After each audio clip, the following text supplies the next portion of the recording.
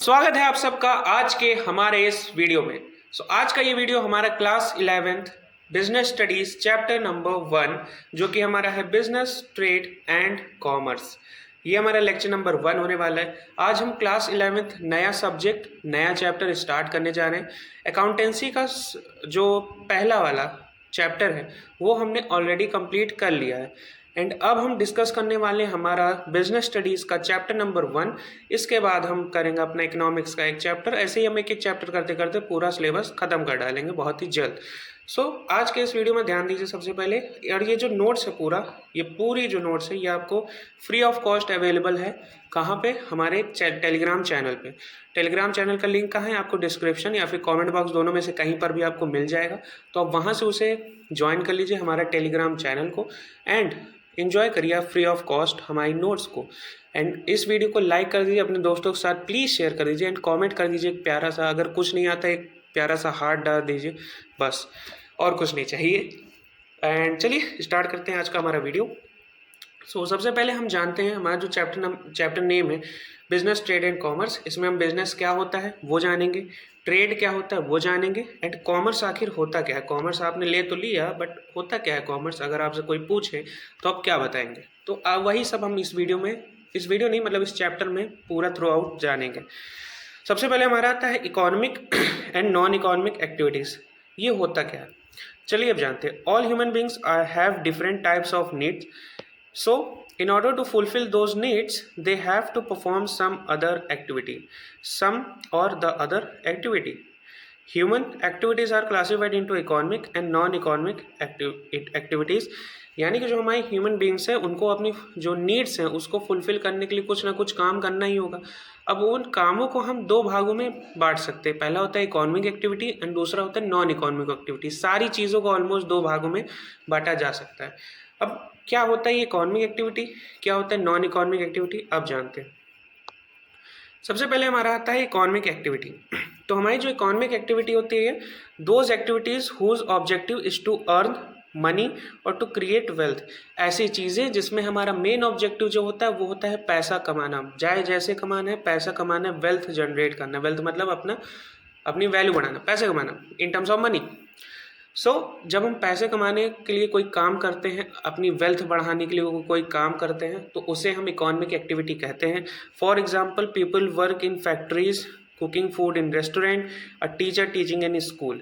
And also मैं जैसे आपको पढ़ा रहा हूँ यूट्यूब पे, तो ये भी एक इकोनॉमिक एक्टिविटी हुई, क्योंकि कहीं ना कहीं मैं आपको पढ़ा रहा हूँ, मुझे कहीं ना कहीं इससे प्रॉफिट होना होगा। अभी तो नहीं हो रहा, इन फ्यूचर में भी हो सकता है। इसको हम नॉन इकोनॉमिक एक्टिविटीज़ कह सकते हैं, नॉन इकोनॉमिक तो नहीं कहा जाएगा फिलहाल नॉन इकोनॉमिक है, फ्यूचर में इकोनॉमिक हो जाएगा जो मैं पढ़ा रहा हूँ अभी। अब हम जान लेते हैं नॉन इकोनॉमिक क्या होता है। Non economic activities those activities whose aim not to earn money but to satisfy social, psychological, emotional needs.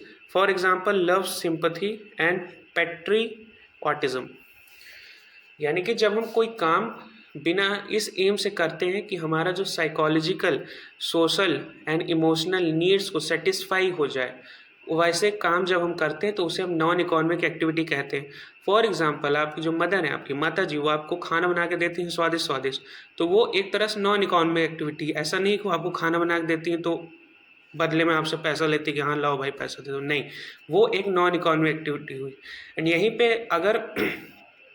वहीं पे अगर आपकी माता जी टिफ़िन देती हैं जैसे, एंड लोग उसका पैसा देते हैं, जैसे टिफ़िन का बिजनेस होता है, एंड वहीं पे खाना बना के अगर वो टिफ़िन चला रही हैं, उससे एक इनकम जनरेट कर रही, अर्न कर रही, तो वही हमारा इकोनॉमिक हो जाएगा। बट अगर आपको बना के खिला रही तो नॉन इकोनॉमिक हो गया।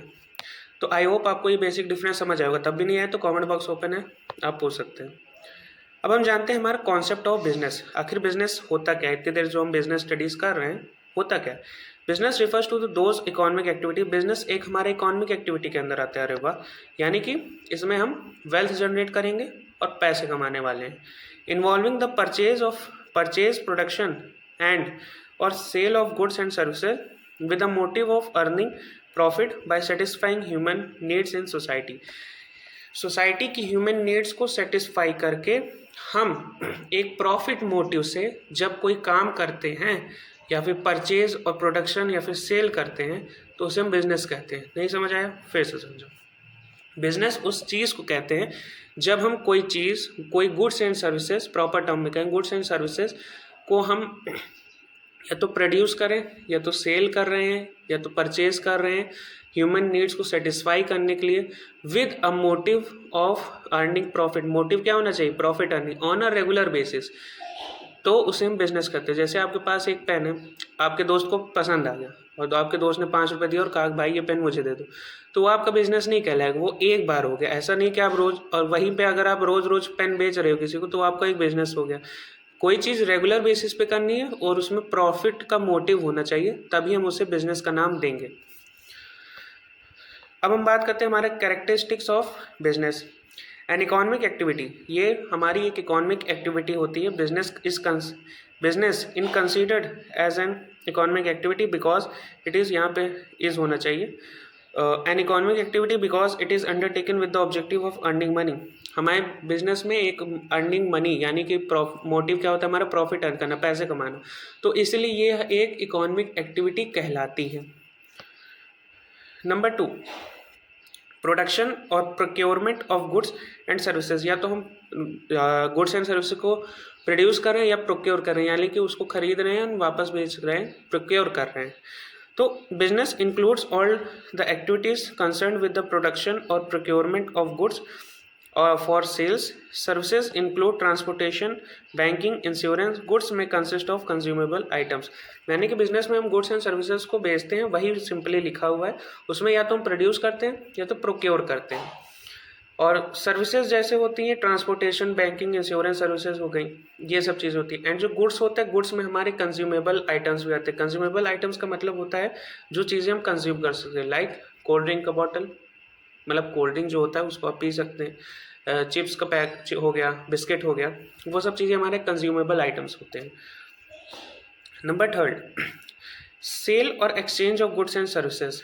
देयर शुड बी सेल और एक्सचेंज ऑफ गुड्स और services between the seller and the buyer, यानी कि सेलर और बायर के बीच में गुड्स एंड सर्विसेज का, या तो बायर बेच रहा है सेलर को गुड्स, या तो एक्सचेंज ऑफ गुड्स हो रहा है। एक्सचेंज ऑफ गुड्स क्या होता है, कैसे होता है, वो हम अभी जानेंगे धीरे धीरे करके कैसे होता है ये सब चीज़ें। बट अभी के लिए जान लीजिए, sale and exchange of goods and services between seller and buyer होता है, तो उसे हम बिजनेस मान लेते हैं। नंबर 4 हमारा आता है, यह एक प्रॉफिट अर्निंग होता है। प्रॉफिट अर्निंग का मोटिव होता है इसमें। The main purpose of business is to earn profit. Business करने केवल एक मोटिव होता है, यानी कि एक ही चीज़ होती है, किस लिए? हमें प्रॉफिट अर्न करना है, बस, और कुछ नहीं। The business can not survive without making profit. जब हम बिजनेस में प्रॉफिट करेंगे ही नहीं तो आपका बिजनेस ठप हो जाएगा, बंद हो जाएगा। 5th one is dealing in goods and services at a regular basis. जो अभी बात की थी कि रेगुलर बेसिस पे होना चाहिए। There should be a regularity of dealing और exchange of goods and services. One single transactions of sale और purchase does not constitute business. जैसे कि अभी आपके दोस्त और आपका एग्जाम्पल लिया था कि आप एक पेन 10 रुपये दे के आप अपने दोस्त से कोई एक पेन ले रहे हो, तो उसे हम बिजनेस नहीं कहेंगे। बट वहीं पे अगर आप रोज़ रोज़ वही चीज़ कर रहे हैं तो वो एक बिजनेस कहला जाता है। एक रेगुलर बेसिस पे आप पेन बेच रहे हैं या फिर पेन खरीद रहे हैं, तो वहाँ पे वो बिजनेस कहलाएगा। 6th point, uncertainty of return. ये एक तरह का ड्रॉबैक भी कह सकते हैं या फिर लिमिटेशन ऑफ बिजनेस भी कह सकते हैं, क्योंकि इसमें क्या होता है, बिजनेस में ज़रूरी नहीं है कि आपको प्रॉफिट ही हो, कभी कभी आपको लॉस हो सकता है, कभी कभी आप ऐसे भी आ सकते हैं कि आपकी कंपनी बिल्कुल बंद हो जाए। Every business invest money with the objective of earning profit, but the amount of profit earn may very. ये जो आप अमाउंट कमा रहे हैं प्रॉफिट का, ये वेरी करेगा। ऐसा नहीं कि हर महीने आपको 10,000 का प्रॉफिट या फिर सिमिलर एक ही अमाउंट का प्रॉफिट हो, ये बढ़ भी सकता है, ये घट भी सकता है। Also there is always a possibility of losses, and साथ ही साथ घट भी सकता है प्रॉफिट, एंड लॉस भी हो सकता है, यानी कि आप जितना पैसा लगा रहे हैं आप उतना पैसा भी नहीं कमा पा रहे अपने बिजनेस। नंबर 7 जो कि लास्ट पॉइंट है हमारा, element of risk. All business activities carry some elements of risk because future is uncertain. Business has no control over several factors like strikes, fire, theft and change in consumer taste. जो risk का element होता है वो हमारे business में बहुत ज़्यादा matter करता है, बिकॉज आप फ्यूचर नहीं जान सकते कि फ्यूचर में जा करके किस दिन बाढ़ आ सकती है, किस दिन भूकंप आ सकता है, कोई नेचुरल कैलेमिटी हो सकती है, या फिर आपकी दुकान में मान लीजिए चोरी हो जाएगी। ये सब चीज़ आप डिसाइड नहीं कर सकते पहले से, तो इसलिए एक रिस्क होता है अनसर्टेनिटी का। तो इसको एक ड्रॉबैक या फिर लिमिटेशन माना जा सकता है, एंड साथ साथ एक कैरेक्टरिस्टिक्स भी होती है हमारे बिजनेस की। तो यहीं पे हमने 7 पॉइंट्स में हमने कैरेक्टरिस्टिक्स भी जान लिया, इसके लिमिटेशंस भी जान लिए, इसके फ़ायदे भी जान लिए, एंड ये मेन क्या होता है बिजनेस, हमने वो भी जान लिया। तो यहाँ पे हमारा ये वीडियो के जो भी टॉपिक्स हैं वो समाप्त होते हैं, बट वीडियो में आप बंद करें उससे पहले इस वीडियो को लाइक कर दीजिए एंड कमेंट कर दीजिए एक प्यारा सा, और कोई डाउट हो या फिर फीडबैक हो तो वो अप्रिशिएटेड रहने वाला है। अपने दोस्तों के साथ शेयर कर दीजिए, इस चैनल को सब्सक्राइब कर दीजिए, बेल आइकन दबा देना है, बिकॉज जैसे ही वीडियो आप डालेगा आप तुरंत आप देख सकते हैं। मिलता हूँ मैं आपसे अगली वीडियो में, तब तक के लिए अपना ख्याल रखें, अपने माँ बाप का ख्याल रखें। जय हिंद।